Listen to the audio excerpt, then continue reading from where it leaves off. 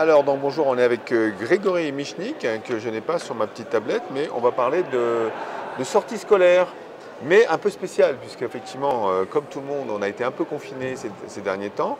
Ça risque d'être de nouveau le cas, mais on n'espère pas. On espère pas. Et donc, on va parler de sortie scolaire en confinement. Alors là, on va quand même découvrir quelque chose qui est une tour de passe-passe, puisqu'on va sortir sans sortir. C'est un peu ça, Grégory. Voilà, l'idée c'était de faire en sorte que les élèves puissent réaliser une sortie scolaire tout en restant bloqués à la maison.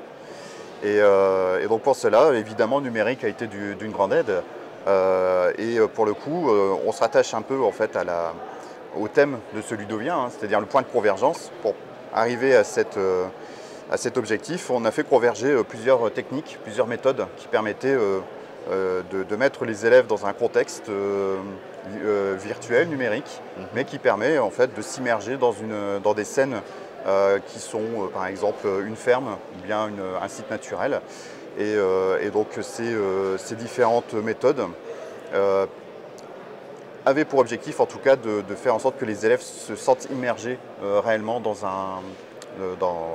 au sein d'une sortie nature. Une sortie scolaire. Voilà. Alors, avant de rentrer dans le détail, cette sortie scolaire, tu l'as imaginée au moment où il fallait le faire, quoi, c'est ça? Alors, ou c'était déjà utilisé avant le confinement? Alors avant le confinement, en fait, on faisait ces sorties scolaires de manière réelle, hein. Donc on sortait, on prenait le bus, voilà, etc. Arrive le confinement, on devait faire ces sorties scolaires, elles ont été évidemment annulées. Donc on a pallié ce manque de sorties par une recherche documentaire. Par une recherche documentaire à partir de documents qu'on avait déjà. Des photos, des choses comme ça. Photographie également en 360 degrés par exemple. Et ensuite, réalisation de parcours de visite virtuelle qui vont inclure donc différents médias. Donc ces fameuses photos en 360 degrés par exemple. Et puis ensuite des modèles 3D de terrain réalisés par photogrammétrie.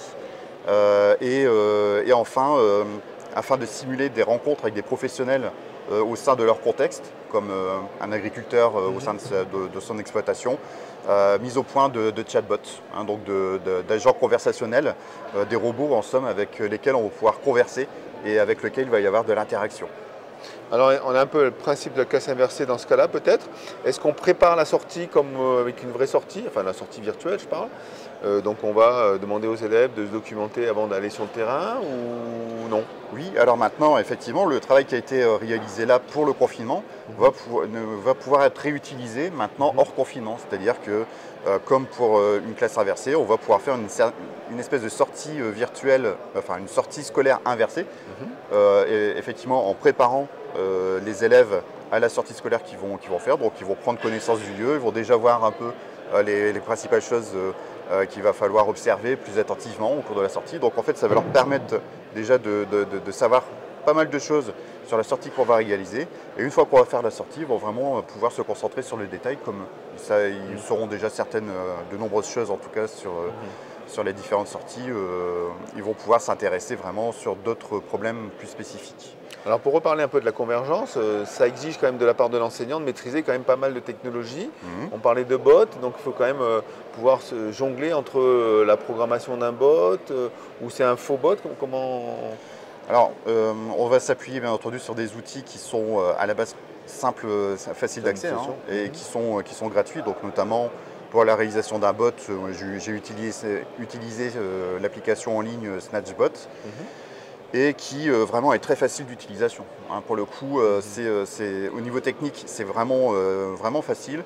Il faut par contre être capable de scénariser, hein, donc de pouvoir scénariser différents fils de discussion qu'on va ensuite interconnecter selon des mots-clés qui vont servir d'occurrence, en tout cas pour l'utilisateur, afin d'être guidé dans le bon fil de discussion et savoir si à un moment donné des réponses qu'il va donner à des questions qui sont données par le bot sont bonnes ou fausses.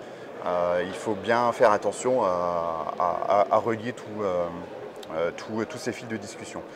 Donc en fait, la difficulté, c'est de la scénarisation. Après, au niveau technique, il n'y a rien de compliqué en fait, hein, dans la maîtrise du logiciel. En ce qui concerne les autres techniques, ça peut demander un certain matériel. Hein, pour faire une photographie en 360 degrés, peut y arriver avec son smartphone, notamment avec Street View. Ça peut prendre du temps parce qu'il faut prendre plusieurs photos, tourner sur soi-même, etc. Donc évidemment, une caméra à 360 degrés, c'est quand même plus simple. Hein, donc un petit budget quand même à prévoir. Il y a un petit budget à prévoir au niveau prise de vue, évidemment. Après, ça, tout dépend de la qualité finale que l'on veut avoir. Hein, mais après, des caméras à 360 degrés, il y a tous les prix. Ça commence à peu près à 75 €. Après, ça peut monter à 1000 €. Ouais. Et ensuite, on essaie d'utiliser les moyens du bord au final. Hein, pour faire de la photogrammétrie, ça peut paraître impressionnant comme ça. C'est-à-dire pouvoir reconstituer en 3D un objet ou un paysage qui peut faire comme ça plusieurs mètres de longueur et de hauteur. En fait, il suffit d'un simple appareil photo et prendre comme ça plusieurs photos en fait, de cet objet avec différents angles. Et ensuite, ces photos-là, eh bien, en fait, on va les mettre dans une moulinette, hein, donc des logiciels là aussi qui sont gratuits. Et après, c'est l'ordinateur qui va faire tout le travail. Hein. Il va ressortir en fait l'objet en 3 dimensions. Après, il ne reste plus qu'à le poster. Donc, évidemment, donc, il va falloir, il y a la composante matérielle qui va être importante. Mais on peut y arriver, cela dit, quand même avec un peu de système D. Du bricolage. Du bricolage. C'est les enseignants bricoleurs. Surtout pendant le confinement. Le confinement, on était vraiment dans le bricolage. Ah ouais. Bon. Belle expérience. Quel a été le retour des élèves? Surpris aussi dans le bus, comment ils se comportaient? Parce qu'en fait, bon, c'est souvent ça le problème. Bon, dans le bus, c'était toujours jovial hein, ouais. Lorsqu'on partait réellement. Pendant le confinement, beaucoup m'ont dit que ça leur a fait du bien. Hein, parce que là, il faut bien imaginer, on était en plein milieu du confinement, ça faisait 3-4 semaines, on était bloqués, on ne sortait pas, etc. Le fait de proposer une sortie virtuelle avec un parcours de visite numérique. Ça a une écoute particulière. Voilà, il y a eu une écoute particulière, ça leur a donné un peu d'oxygène en fait. J'ai l'impression, c'était de l'oxygène numérique, mais ça leur a donné l'impression de prendre l'air, de faire d'autres choses, enfin faire quelque chose de différent de ce qui était demandé régulièrement par les professeurs en ligne. Et donc pour certains, ça a été à un moment donné, ils me l'ont dit, hein, ça a été un moment d'évasion. Et j'ai été ensuite amené à réutiliser ça, mais cette fois en classe, avec les élèves qui sont revenus. Donc ça, c'était juste l'année dernière. Et là, en fait, on l'a fait ensemble. On a fait la visite virtuelle ensemble, comme on ne pouvait toujours pas faire la visite réelle. On l'a fait de manière virtuelle en classe. Et ils ont été vraiment aussi vraiment engagés. Il y avait cette curiosité de visiter en tout cas ce site. Et il y a eu une réelle motivation derrière, chez les élèves. Et sur la programmation du bot aussi, tu les as mis dedans ou... Alors c'est relativement quand même un scénario, c'est quand même... Oui, après les élèves utilisent simplement le bot que moi j'ai préparé auparavant. Hein. Et j'ai constaté un réel effet dans l'implication. Et pour eux aussi, c'est quelque chose d'assez naturel, hein, parce qu'ils sont toujours en train de discuter entre eux par texto, etc.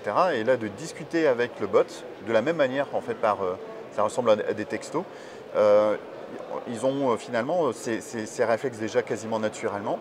Et le fait de pouvoir converser avec le bot, il y a eu vraiment une plus-value dans leur implication propre, vraiment, dans leur engagement.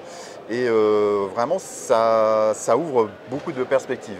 Hein, les chatbots comme ça, on va pouvoir vraiment s'en servir de plein de manières différentes, dans plein de matières différentes, hein, en mathématiques, en français, en langue. Et pour faire de la méthodologie, pour faire du quiz, pour faire des ressources, en fait, pour donner des ressources hein, à la demande. Je pense que vraiment on va pouvoir utiliser ce genre d'outils de manière vraiment très efficace. Il y a encore tout à inventer avec ça. Alors donc tout un travail sur la sortie virtuelle qui peut être utilisée même si la sortie se fait de manière inversée. Hein. Donc tout ce qui a été développé pendant le confinement est toujours utile aujourd'hui. Voilà, c'est toujours utile. Alors ça pourra être utilisé avant une sortie, mais ça peut être aussi réutilisé après la sortie. Bien sûr. On a vu donc en retour de sortie, on a besoin, admettons, de revoir quelque chose qui était visible sur le terrain.